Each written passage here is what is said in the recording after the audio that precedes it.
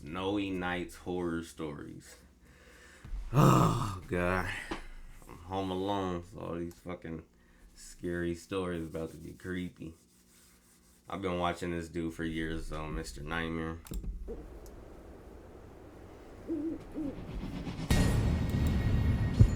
Story 1 by Trent. I love the sound of falling snow. It's kind of like watching lightning or seeing a shooting star. It's just one of those unique things you have no control over that doesn't always present itself. But when it does, it's a treat. I'm not really the hiking type, but when it's snowing out, I just can't help myself. We've all got those irresistible cravings. This happened during one of those snowy nights. I live in a woodsy area. It's not really in the woods per se, but it's close enough. If I wanted to access an expansive, dense forest, I'd only have to drive a few minutes. I didn't have any major obligations the next day, so it was either a Friday or Saturday. Probably a Saturday because I remember being slightly hungover from going out the previous night. It also wasn't supposed to snow that night, which I remember specifically because I have a habit of checking the weather obsessively during the winter months. Yeah, it's crazy to me how some areas, like, they'll just be fine one day and then it just starts snowing the next day. Like, my area, we don't get no type of snow at all.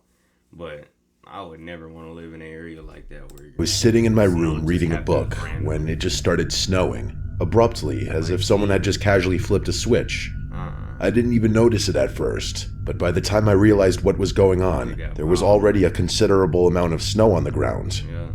Without thinking too much, I instantly knew what I wanted to do. Take a snow walk. So that's what I did. Why? The spot I drove to is pretty secluded for the most part. It's a local hiking trail that usually doesn't see that much traffic. I stepped out, admired the snowfall for a few seconds, and started walking. It was probably nice. I didn't really have a defined plan in my mind. My only objective was to get deeper into the woods so I could more fully appreciate the snow. What sense does that make, bro? Like, every time I see these videos, I'm just like, bro, all of this could have been avoided. They just do the dumbest stuff. Like, what do you need to take a walk in the snow for? And then, I don't know if he's just putting this picture up to, just get an idea of what's going on, or if it was nighttime too, but that's even worse. It's still snowing. You're out on a trail in the woods in the middle of nowhere, and it's nighttime. After about 20 minutes of walking, I was finally satisfied with how far I'd gone. But then, the literal moment I stopped to appreciate the snow, I heard something. Something that definitely didn't belong there. It was a child's voice. What? It took me a few moments to even process what I heard. Just as I was telling myself my mind was playing tricks on me, I heard it again. The sound of a little boy yelling, "Hi."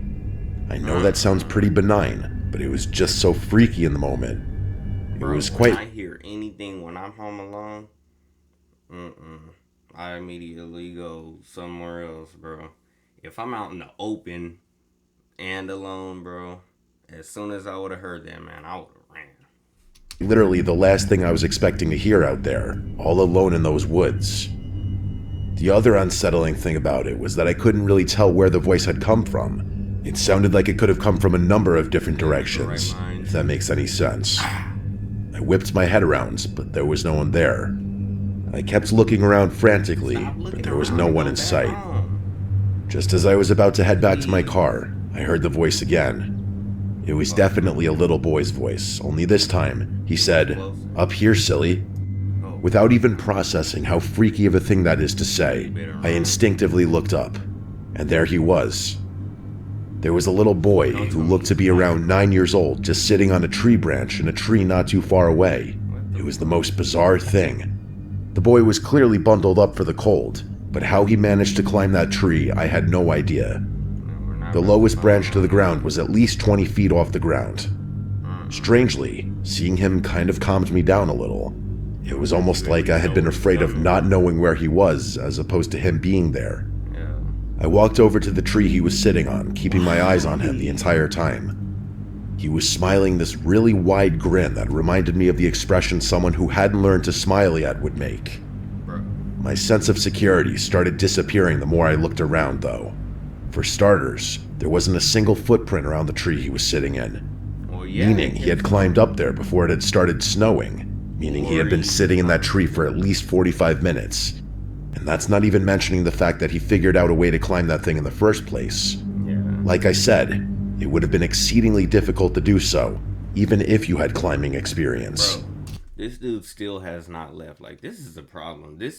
People like him are the exact type of people that make me realize, like, oh, maybe these horror movies are not as unrealistic as we think, because there are just people that have no sense of awareness at all. Like, why are you in a forest alone at nighttime walking up to this random tree with a random person in it who is calling out to you, and the snow is still coming down?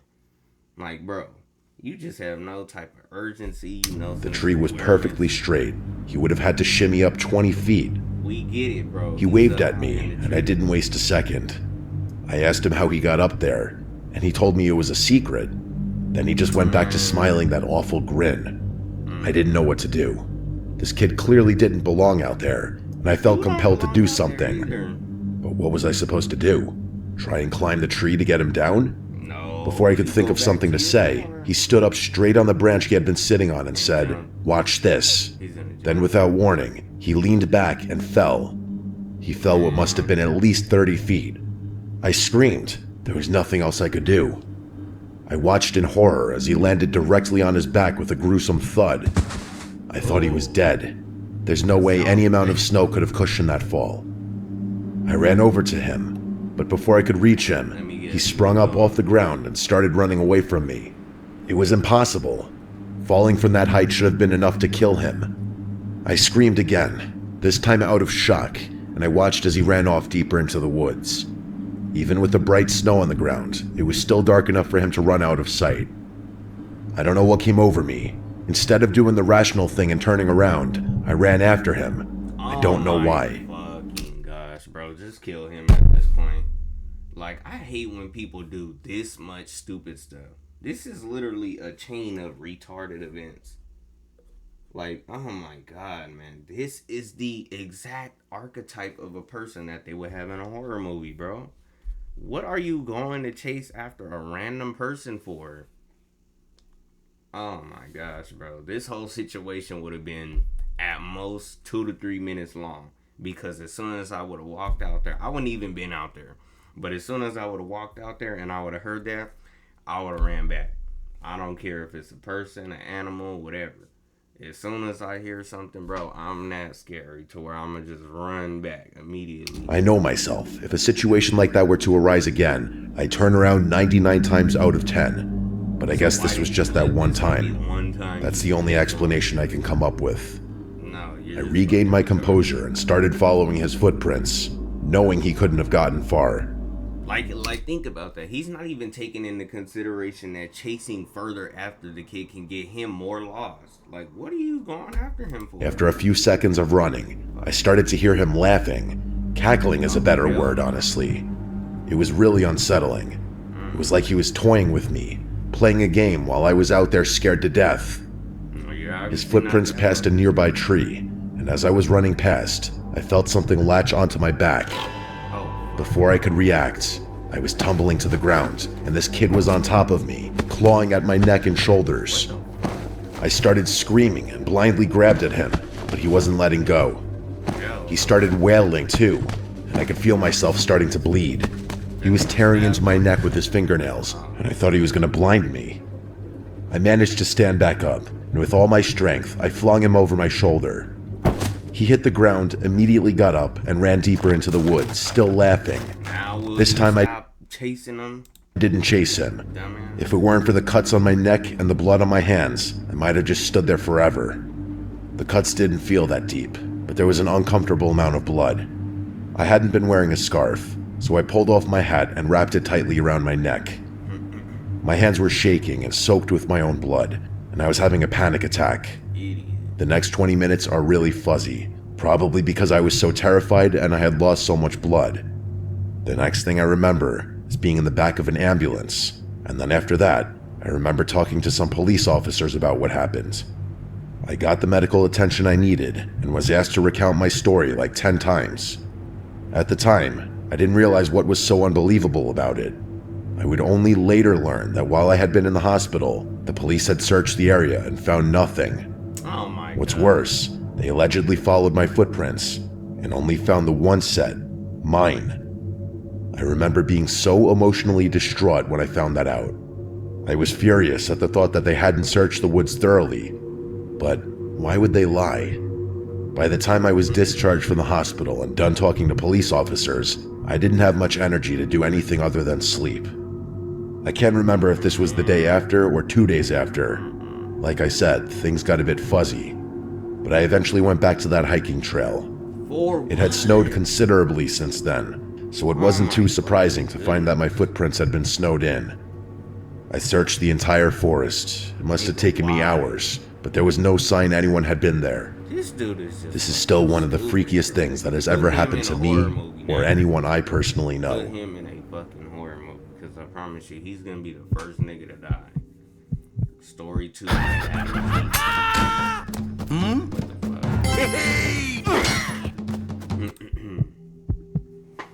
Oh, idiot. Nigga went out there and searched the whole forest. This happened over winter break my sophomore year of college. I was 19 and had the house to myself for a little under 2 weeks. During the second week, a massive snowstorm hit. The forecasts were predicting something crazy, and they definitely weren't lying. By the time I woke up that Saturday, there was already close to a foot on the ground, and it was still coming down hard. Plows couldn't keep up, and by late afternoon, the roads were basically impassable. I should mention that my neighborhood isn't your typical suburban setup. The houses are pretty spread out, and there's a lot of wooded areas between properties. Yeah, It's nice in the... I don't know if I would want a house like that. Like, number one, like I said, you got all that snow out there. Like, building up. Like, he said it got to a foot high, but I wouldn't be able to do that. But then on top of that, like, I do want to have a house that is, like, away from neighbors and stuff, but not one that's surrounded by no forest, bro. I would immediately feel like my house is being watched. Summer, but in the winter, it can feel kind of isolated.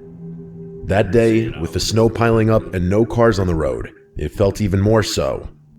I was bored out of my mind by like 6 p.m. The Wi-Fi knocked out while I was sleeping, so I couldn't even pass the time by playing video games or anything.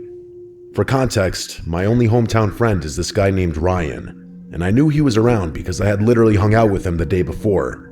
So while I was dying of boredom in my room, I got this idea that I thought was hilarious at the time. I was gonna walk to his house and surprise him. Why? The roads were undrivable, sure, but I figured I could make it on foot. It was only about a mile and a half. The roads are not drivable, but you think you could fucking walk there. And it's a mile and a half. Maybe a little more. I'd walked further than that plenty of times. Y'all niggas are stupid. Looking back, it was a pretty stupid idea, but I was 19 and bored and thought it would be funny to just show up on his doorstep covered in snow. Why? What if the friend wasn't home? Or what if his parents didn't let you in? Then you would have been outside looking fucking retarded. The first part of the walk was actually kind of nice. The snow had stopped falling by then, and everything was covered in this thick white blanket. The streetlights made everything glow, and it was weirdly peaceful. I could hear my own breathing and the crunch of my boots, but that was about it. There wasn't a living thing out there. About halfway there, the route cuts through this stretch where there aren't any houses for a while. It's mostly just trees on both sides of the road and a few empty lots. During the day, it's nothing special, but that night, especially with all that snow, it felt different. That's when it really hit me how alone I was. It was a really strange feeling. I kept walking, and out of nowhere, I saw headlights up ahead. The lights were pretty far off, but they were coming from the direction I was headed. I stopped walking and watched them get closer. It was definitely a snowplow, and it was moving really slowly. But then out of nowhere, it suddenly veered hard to the right, like the driver had lost control or was trying to avoid something. I watched them cut across the road and disappear into the tree line. There was this muffled crunching sound, and then everything went quiet again. My first thought was that someone had just crashed, so I started running toward where I'd seen the lights go off the road. The snow was deep, and I couldn't move that fast. But the only thing on my mind was the thought that someone was hurt and needed help. It took me a few minutes to reach the spot. I could see where the vehicle had gone off the road, so I followed the tire tracks until I found it. The scene looked exactly as I predicted. A snowplow with its front end crumpled and smashed into a tree. Its headlights were still on and the engine was still running. I ran up to the driver's side, preparing myself to have to lift someone through the snow, but when I got to the window and looked inside, there was no one there. The driver's seat was empty. I stood there for a second, not really processing what I was seeing. I thought maybe the driver had been thrown from the vehicle or something, so I looked around. The windshield wasn't shattered though, so they must have still been inside the plow. I checked the passenger side, but that seat was also empty. I ended up pulling the driver's door open in frustration, thinking maybe they had slumped down below the steering wheel, but there was no one there either. It took me a few seconds to realize that the entire plow was empty. There was quite literally nowhere else someone could have been. I remember just standing there in the snow, staring at this wrecked snowplow with its headlights still on and its engine still running, feeling like something was very, very wrong. There were no footprints leading away from the truck. Whoever had been driving the thing had just vanished. It's hard for me to describe what I felt next. I got this sudden, overwhelming sense that I needed to leave. Just now. At Raising Cane's, we focus on making the most craveable chicken finger meals, getting them right every time. Maybe I'm just. Has Kyrie texted you back? Paranoid. I don't want to talk about it. I'm telling you, as soon as I How's the hear math test? anybody and I'm home alone or alone anywhere, I just feel the sense to fucking run, bro. I don't even care if I'm not in any danger, bro. I don't know. I just don't like the thought of somebody following me or somebody else being out here when I'm out here. It wasn't a thought so much as a feeling, like something in my gut was forcing me to get out of there. I trusted my gut and backed away from the plow. As I was walking back the way I had came, I heard a voice ring out from somewhere behind me. It was a man's voice, and he was yelling for help. No. I wanted to turn around and help.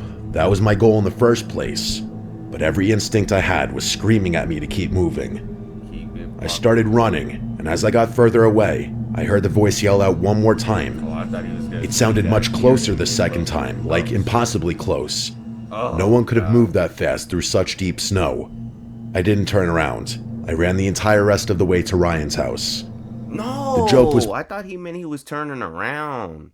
So now he's gonna go to the friend's house, and like I said, bro, hopefully the friend lets him in. But dude, if he goes all this fucking way, he'll have to go all the way back. But then that's not even taking into account, like, bro, you're gonna Pretty be much ruined at that point. I must have looked insane when his mom answered the door. I explained what happened, and Ryan's dad ended up calling the police. In the time it took the police to get out there and back amidst all that snow, Ryan and I had gone back and forth about what I'd seen probably a dozen times. He kept asking if maybe I imagined it, or if maybe the driver had walked away before I got there. But I knew for a fact that my eyes hadn't been playing tricks on me. Might have been like, oh, When the police got to Ryan's house, they revealed something horrifying. let me guess. Apparently they hadn't found any tire tracks on that round at all. They had searched the entire road, but there was no sign that a plow had ever even been there. The officer actually accused me of making the entire thing up, and I had to argue my case. I was practically begging them to believe me. The officer ended up just leaving, and there was nothing I could do about it. I stayed at Ryan's that night. I didn't want to walk back home in the dark, and honestly, I don't think I could have even if I wanted to. The next morning, after the plows had finally cleared the roads, Ryan's dad drove me home. I've thought about that night a lot since then, and every time I do, I come to the unfortunate conclusion that what happened to me is just one of those unexplainable things. I guess it's possible that I hallucinated the whole thing, but that terrifies me just as much.